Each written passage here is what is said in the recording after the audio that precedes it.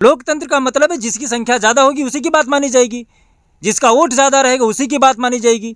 तो हमारा हिंदू जितने लोग हैं उनकी वोट ज़्यादा है, इसलिए भाई हिंदू राष्ट्र तो होना ही चाहिए। अगर कभी अचानक मुसलमानों की संख्या ज़्यादा हो गई या क्रिश्चियन की ज़्यादा हो गई तो क्या फिर से नया देश की नए राष्ट्र की मांग होगी? नमस्कार, मैं Rahul Singh, city times news में आप सभी का स्वागत करता हूं। मेरे साथ एक ऐसे शख्स जुड़ रहे हैं जो कि सनातन धर्म पर, हिंदू धर्म पर अपने आप को बहुत ही कट्टर बताते हैं। लेकिन क्या भारत राष्ट्र में सनातन राष्ट्र होना ज़रूरी है? अगर सनातन राष्ट्र हो जाएगा यह भारत देश, तो बाकी के धर्म के लिए कहाँ जगह रहेगी? अगर मान लीजिए उसके बावजूद भी सभी धर्म यहाँ पर संभाव से रहते हैं तो सब अपने अपने धर्म की अगर राष्ट्र की डिमांड करेंगे तो क्या होगा? तो इन्हीं कुछ सवालों को हम यहाँ पर महाराज से जानने की कोशिश करते हैं। तो सबसे पहले महाराज, आपका सिटी टाइम्स न्यूज़ में बहुत बहुत स्वागत है। और सबसे पहले हमारे दर्शकों को आप अपने मुख से एक परिचय दे दीजिए। मैं हिंदू राहुल तिवारी बनारस भदोही से बिलोंग करता हूँ।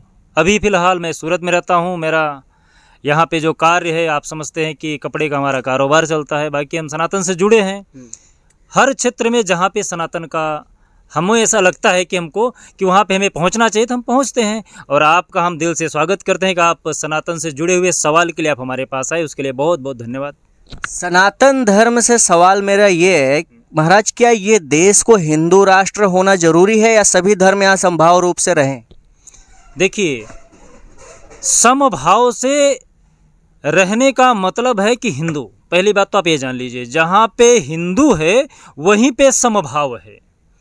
हिंदुत्व का मतलब किसी एक पंथ, एक संप्रदाय के लिए तो है ही नहीं। पहली बात तो हिंदू का मतलब भारतवर्ष में जो लोग रहते हैं वो सब के सब हिंदू हैं। तो ये मुसलमान, क्रिश्चियन, ईसाई सब हिंदू हैं? बिल्कुल हिंदू हैं, बिल्कुल हिंदू। मतलब आप अभी भी सर्वे के हिसाब से देख लीजिए, डीएनए के हिसाब से देख लीजिए, है तो हिंदू ही। हाँ, बने हुए हैं कुछ, दूसरा बन गए वो एक अलग बात है, लेकिन सब है हिंदू, ये तो निश्चित है। अब आपकी बात ये है कि क्या ये बन सकता है क्या हिंदू राष्ट्र? हिंदू राष्ट्र क्या ये बन सकता है? ये जो हमारा देश है वो क्या है? लोकतांत्रिक है। लोकतंत्र से हमारा ये जो देश है वो चल रहा है। तो लोकतंत्र का मतलब होता है कि जिसकी संख्या अधिक होगी उसी की बात रखी जाएगी। मान लो कि 500 सीट है तो 251 जिसका रहेगा वही इस देश पे राज्य करेगा। तो कहने का मतलब है जब यहाँ पे संख्या हिंदुओं की ज़्यादा है, हम बहुसंख्यक हैं, हम लोकतंत्र का मतलब जिसमें संख्या ज़्यादा हो, लोकतंत्र इसी को तो कहते हैं। तो जब ज़्यादा लोग डिमांड कर रहे हैं हिंदू राष्ट्र की तो क्यों नहीं होना चाहिए? क्योंकि ये तो लोकतंत्र के खिलाफ तो है नहीं। लोकतंत्र का मतलब है जिसकी संख्या ज़्यादा होगी उसी की बात मानी जाएगी, जिसका वोट ज़्यादा रहेगा उसी की बात मानी जाएगी। तो हमारा हिंदू जितने लोग हैं उनकी वोट ज़्यादा है, इसलिए भाई हिंदू राष्ट्र तो होना ही चाहिए। अगर कभी अचानक मुसलमानों की संख्या ज़्यादा हो गई या क्रिश्चियन की ज़्यादा हो गई तो क्या फिर से नया देश की नए राष्ट्र की मांग होगी? बात ऐसी है भैया कि इनका तो ऑलरेडी पहले से 56 है और एक 57 बनाना चाहते हैं। अभी भी आप देख लीजिए, केरल देख लीजिए या फिर असम, मिजोरम, जहाँ जहाँ पे है, मैं तो उतना नहीं जानता हूँ डीप में, लेकिन आप देखिए, न्यूज़ देखिए, आपको हर जगह यही मिलेगा कि ये जहाँ पे हैं इनका उद्देश्य ही यही है कि ये जहाँ पे रहेंगे एक अपना साम्राज्य बनाएंगे, 15 मिनट में पूरी दुनिया खाली करा सकते हैं, इतनी इनकी ताकत है। राहुल गांधी ने एक बार भारत जोड़ो न्याय यात्रा किया था, इसमें सभी धर्मों को जोड़ने की उन्होंने बात कही थी। लेकिन यहाँ बाबा बागेश्वर धाम के पीठाधीश धीरेन्द्र शास्त्री यहाँ पर पद यात्रा कर रहे हैं हिंदू राष्ट्रीय एकता के लिए। तो ये क्या है सर? देखिए, बाबा जो कर रहे हैं वो सबकी भलाई के लिए कर रहे हैं, और राहुल गांधी जो कर रहे थे वो सबकी ढिठाई के लिए और हंसाई के लिए कर रहे थे। क्योंकि वो खुद एक क्या है, इस समय तो पप्पू पागल हो गया, एक तरह से कह सकते हैं हम। पप्पू पागल हो चुका है, उसको मालूम ही नहीं कि भारत जोड़ो यात्रा, भारत पहले से जुड़ा हुआ है, अब क्या जोड़ेगा? जुड़े हुए को जोड़ना होता है। यहाँ पे तो सब अलग अलग धर्मों में बटे हुए हैं ना, इसके लिए वो भारत जोड़ो यात्रा कर रहे थे। भारत जोड़ो यार, भारत के लोगों को जोड़ना होता है ना। भारत जोड़ो का क्या मतलब होता है? देखिए, कहने का कुछ भी मतलब होगा, लेकिन जोड़ना तो भारत के लोगों को ही चाहते थे। नहीं, ऐसा कुछ नहीं। भारत पहले से जुड़ा हुआ है। ऐसे लोगों को बहुत ज़्यादा सीखने की आवश्यकता है। वो जोड़ेंगे नहीं, उनके अंदर इतना दिमाग ही नहीं कोई जोड़ सके।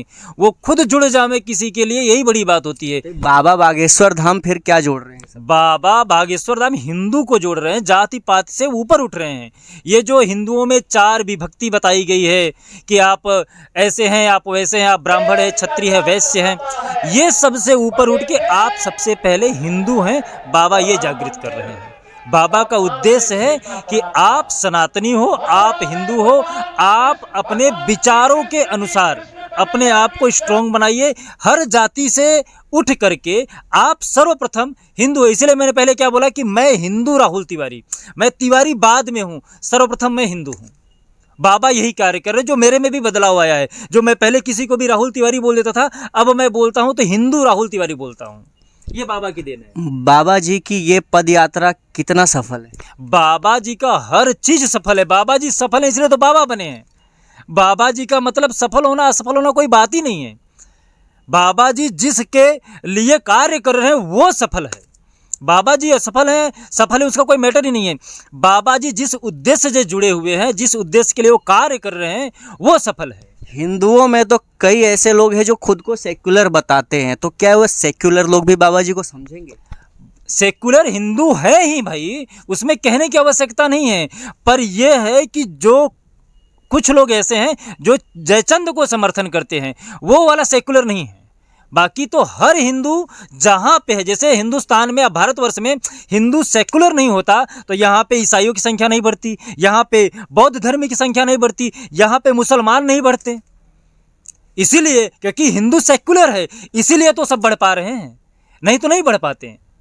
जयचंद की तरह नहीं कि भाई इधर कुछ और उधर कुछ और, ऐसा काम नहीं है।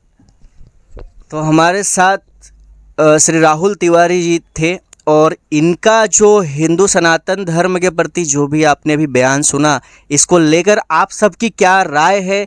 पीठाधीश बागेश्वर धाम श्री धीरेन्द्र शास्त्री के बारे में आप क्या लिखना चाहते, क्या कहना चाहते हैं? हमारे दर्शकों को कमेंट करके ज़रूर बताएं।